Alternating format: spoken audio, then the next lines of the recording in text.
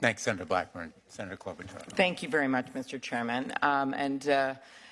Senator Blackburn, I love Nashville, love Tennessee, love your music, but I will say I used ChatGPT and just asked what are the top creative song artists of all time, and 2 of the top 3 were from Minnesota. That would be Prince and I'm sure they moved Prince to and Bob Dylan. Okay, all right. So let us continue on. One thing AI won't change, and you're seeing it here. All right. So on a more serious note, though, my staff and I, in my role as chair of the Rules Committee and leading a lot of the election bill, and we just introduced a bill that's Representative Yvette Clarke from New York introduced over the House, Senator Booker and Bennett and I did, on political advertisements. But that is just, of course, the tip of the iceberg. You know this from your discussions with Senator Hawley and others about the images, and my own view. Senator Graham's of Section 230 is that we just can't let people make stuff up and then not have any consequence. But I'm going to focus in on what one of my jobs will be on the Rules Committee, and that is election misinformation. And we just asked ChatGPT to do a tweet about a polling location in Bloomington, Minnesota, and said there are long lines at this polling location at Atonement Lutheran Church.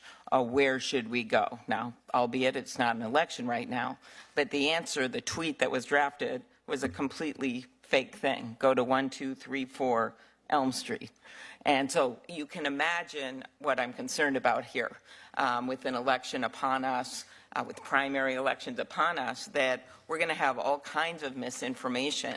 And I just want to know what you're planning on doing about it. I know we're going to have to do something soon, not just for the images of the candidates, but also for misinformation about the actual polling places and election rules. Thank you, Senator.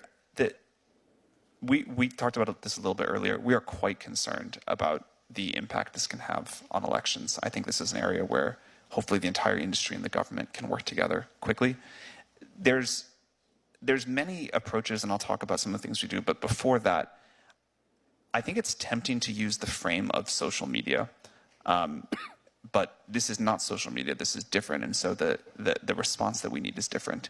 You know, this is a tool that a user is using to help generate content more efficiently than before. They can change it, they can test the accuracy of it. If they don't like it, they can get another version.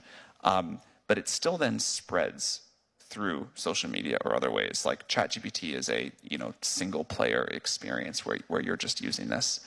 And so I think as we think about what to do, that's important to understand. There's a lot that we can and do there. There's things that the model refuses to generate. We have policies.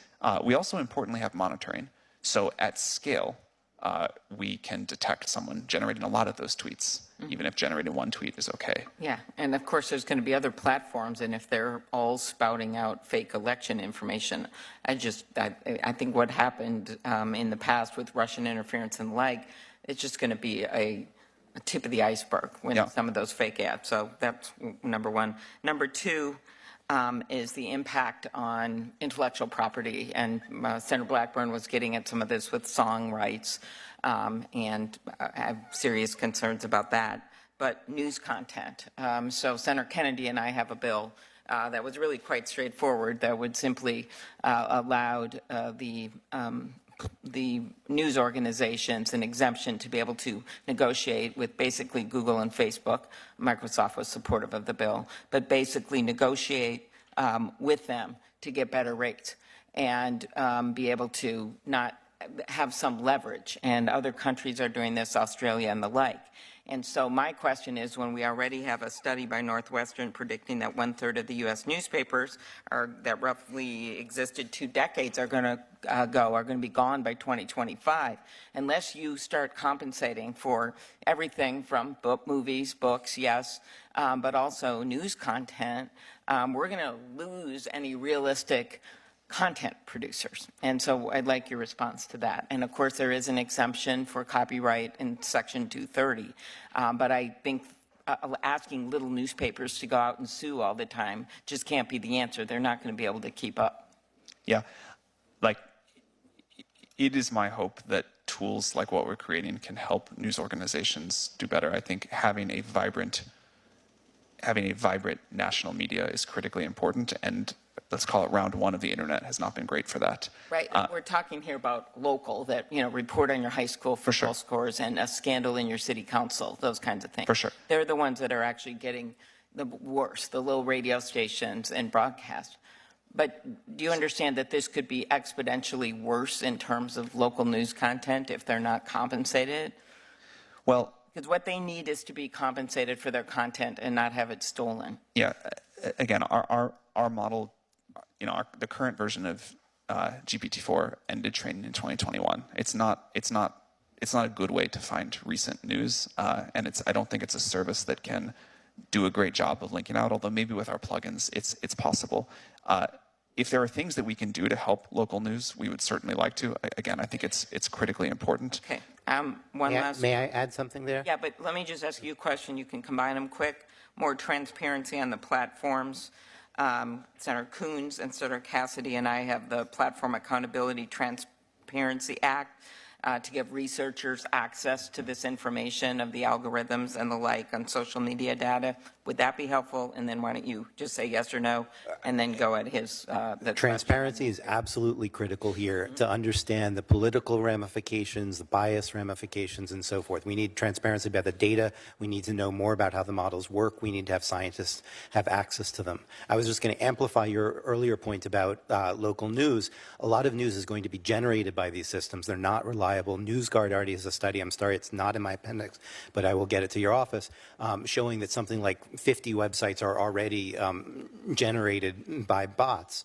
We're going to see much, much more of that, and it's going to make it even more competitive for the local news organizations. And so the quality of the sort of overall news market is going to decline as we have more generated content by systems that aren't actually reliable in the content they're generated. Thank you, and thank you on a very timely basis to make the argument why we have to mark up this bill again in June. I appreciate it. Thank you. Senator Graham. Thank you, Mr. Chairman, and Senator Hawley for having this. I'm trying to find out how it is different than social media and learn from the mistakes we made with social media. The idea of not suing social media companies is to allow the internet to flourish, because if I slander you, you can sue me. If you're a billboard company and you put up the slander, can you sue the billboard company? We said no. Basically, Section 230 is being used by social media companies to avoid liability for activity that other people generate. When they refuse to comply with their terms of use, a mother calls up the company and says, "This app is being used to bully my child to death. You promised in the terms of use you would prevent bullying." And she calls 3 times, she gets no response, the child kills herself, and they can't sue. Do you all agree we don't want to do that again? Yes. If I may speak for 1 second, there's a fundamental distinction between reproducing content and generating content. Yeah, but you would like liability where people are harmed. Absolutely. Yes, in fact, IBM has been publicly advocating to condition liability on a reasonable care standard. Sure. So let me just make sure I understand the law as it exists today. Mr. Altman, thank you for coming. Your company is not claiming that Section 230 applies to the tool you have created. Yeah, we're claiming we need to work together to find a totally new approach. I don't think Section 230 is even the right framework. Okay, so under the law it exists today, this tool you create, if I'm harmed by it, can I sue you? That is beyond my area of legal Have expertise. you ever been sued? Not for that, no. Have you ever been sued at all, your company? Yeah, OpenAI gets sued. Huh? Yeah, we've gotten sued before. Okay. And what for? I mean, they've mostly been like pretty frivolous things, like I think happens to any company. But like the examples my colleagues have given from artificial intelligence that could literally ruin our lives, can we go to the company that created that tool and sue them? Is that your understanding? Yeah, I think there needs to be clear responsibility by the companies. But you're not claiming any kind of legal protection like Section 230 applies to your industry, is that correct? No, I don't think we're saying anything like Mr. that. Marcus, when it comes to consumers, there seems to be like 3 time-tested ways to protect consumers against any product. Statutory schemes, which are non-existent here. Legal systems, which may be here but not social media, and agencies. Go back to Senator Hawley. The atom bomb has put a cloud over humanity, but nuclear power could be one of the solutions to climate change. So what I'm trying to do is make sure that you just can't go build a nuclear power plant. Hey, Bob, what would you like to do today? Let's go build a nuclear power plant. You have a Nuclear Regulatory Commission that governs how you build a plant and is licensed. Do you agree, Mr. Altman, that these tools you're creating should be licensed? Yeah, we've been calling for this. We think any. That's the simplest way. You get a license, and do you agree with me that the simplest way and the most effective way is have an agency that is more nimble and smarter than Congress, which should be easy to create, overlooking what you do? Yes, we'd be enthusiastic about that. You agree with that, Mr. Marcus? Absolutely. Do you agree with that, Ms. Montgomery? I would have some nuances. I think we need to build on what we have in place already today. We don't have an agency that's working. Regulators, Wait a minute. Nope. we don't have an agency that regulates the technology, So should we have one? but a lot of the issues, I don't think so. A lot of the Okay, issues. wait a minute. So IBM says we don't need an agency. Interesting. Should we have a license required for these tools? So what we believe is that we need to That's a simple regulate. question. Should you get a license to produce one of these tools? I think it comes back to some of them potentially, yes. So what I said at the onset is that we need to clearly define risks. Do you claim Section 230 applies in this area at all? We're not a platform company, and we've, again, long advocated for a reasonable care standard in Section 2. I just don't understand how you could say that you don't need an agency to deal with the most transformative technology maybe ever? Well, I think we have existing. Is this a transformative technology that can Yes, disrupt absolutely. life as we know it, good and bad? I think it's a transformative technology, certainly. And the conversations that we're having here today have been really bringing to light the fact that Yeah, this is- the domains and the issues. This one with you has been very enlightening to me. Mr. Altman, why are you so willing to have an agency?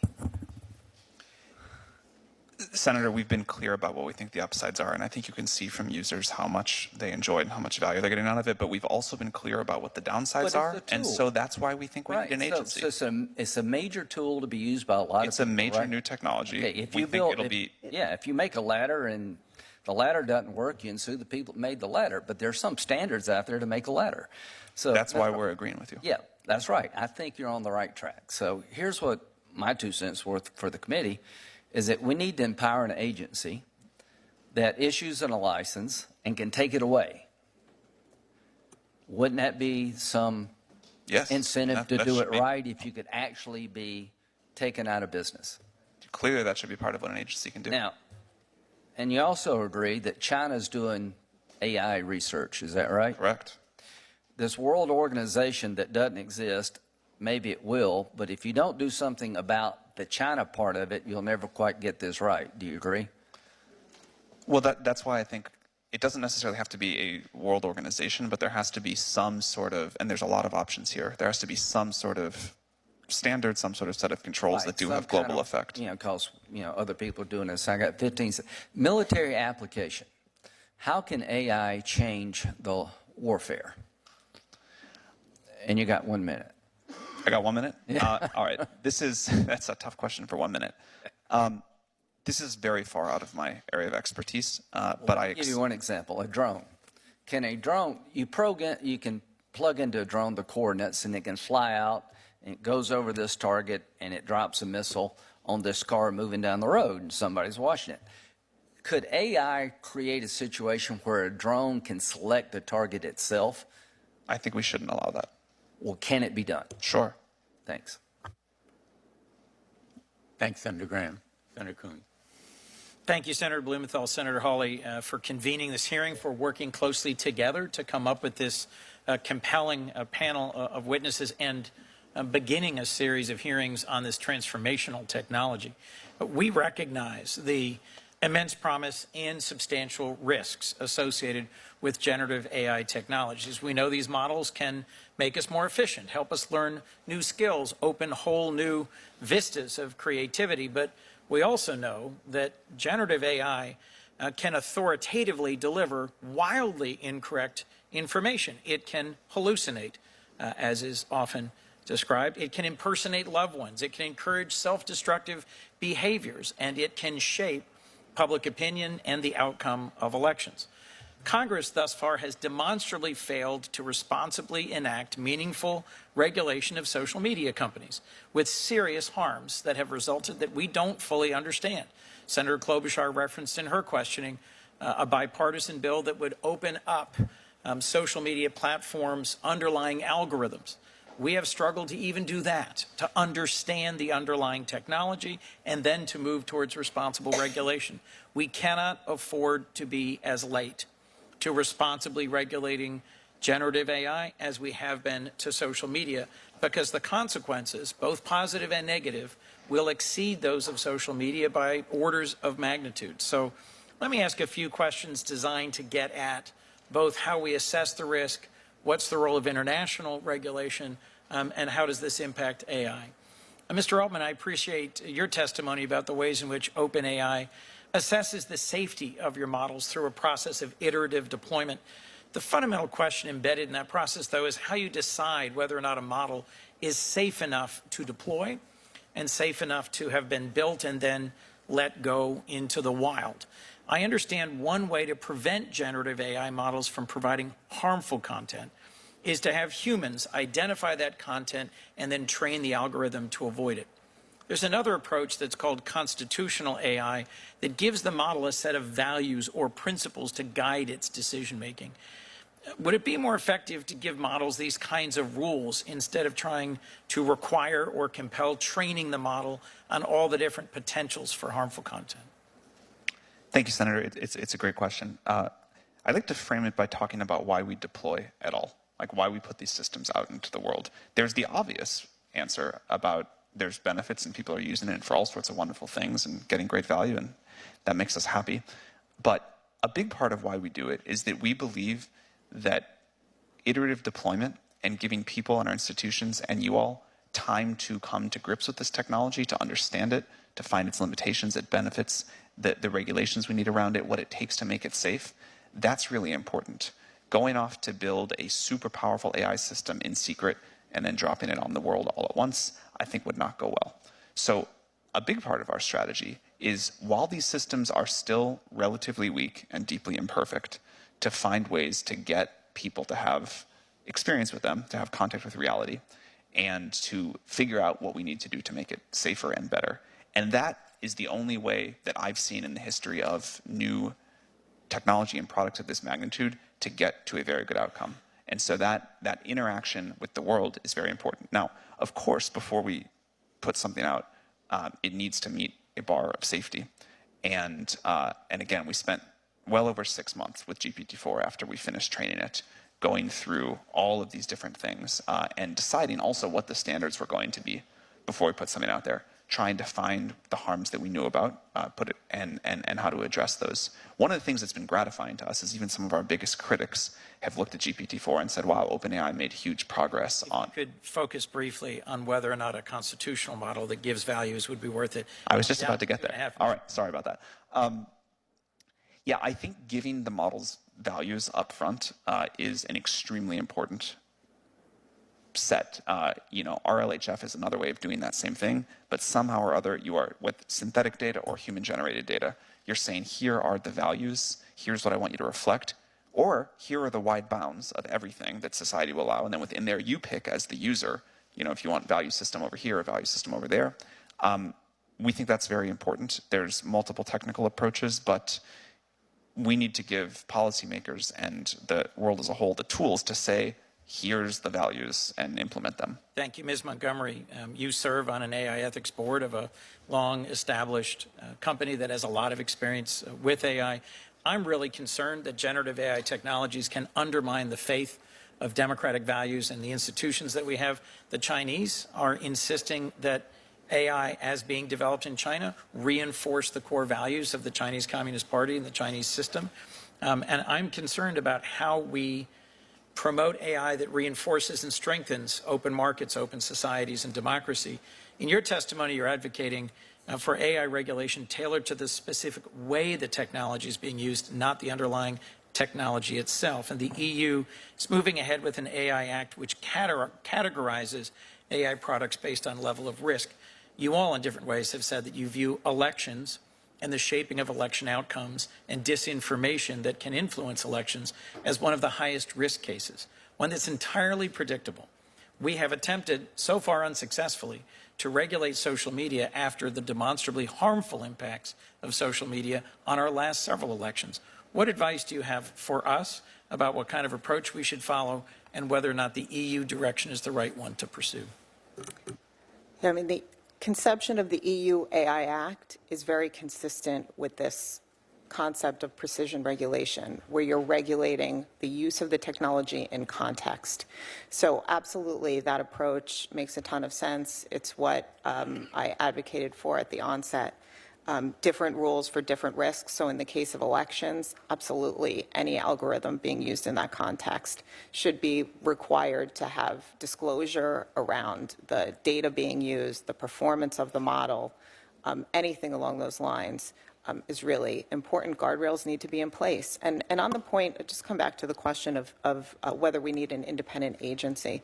I mean, I think we don't want to slow down regulation to address real risks right now, right? So we have existing regulatory authorities in place who have been clear that they have the ability to regulate in their respective domains. A lot of the issues we're talking about today span multiple domains, elections and the like. So, if I could, I'll just assert that those existing regulatory bodies and authorities are under-resourced and lack many of the statutory and regulatory powers that they need. Correct. We have failed to deliver on data privacy, even though industry has been asking us to regulate data privacy.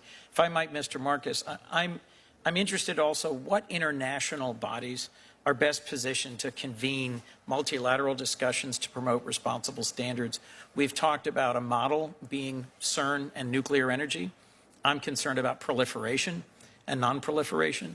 We've also talked, I would suggest that the IPCC, a UN body, helped at least provide a scientific baseline of what's happening in climate change so that even though we may disagree about strategies, globally we've come to a common understanding of what's happening and what should be the direction of intervention. I'd be interested, Mr. Marcus, if you could just give us your thoughts on who's the right body internationally to convene a conversation and one that could also reflect our values.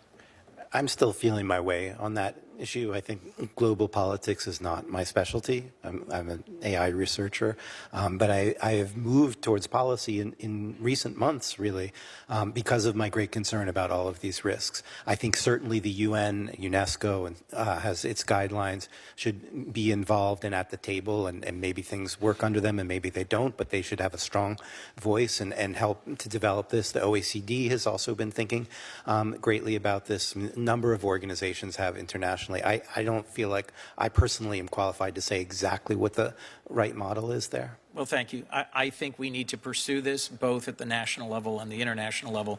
I'm the chair of the IP subcommittee of the Judiciary Committee.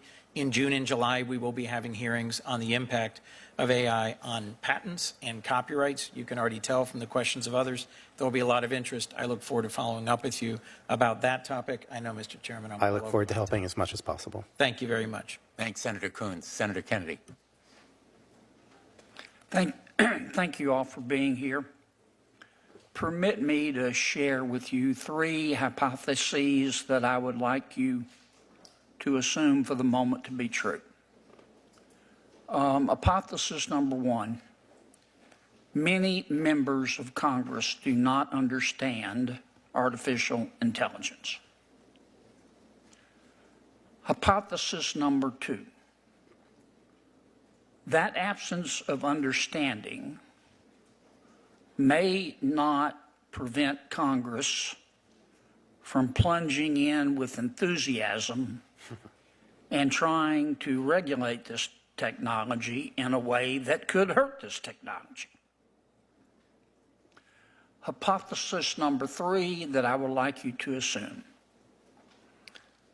There is likely a berserk wing of the artificial intelligence community that intentionally or unintentionally could use artificial intelligence to kill all of us and hurt us the entire time that we are dying.